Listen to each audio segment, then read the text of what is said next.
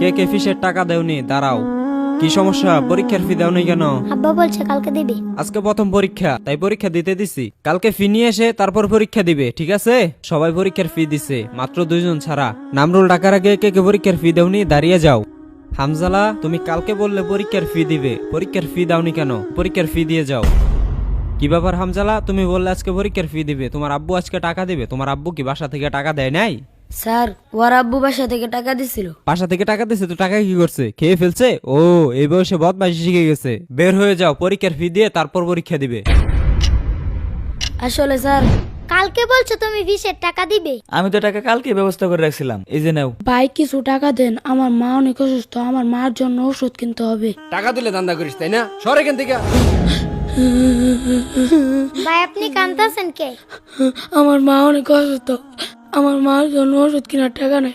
আপনার বাবা নাই?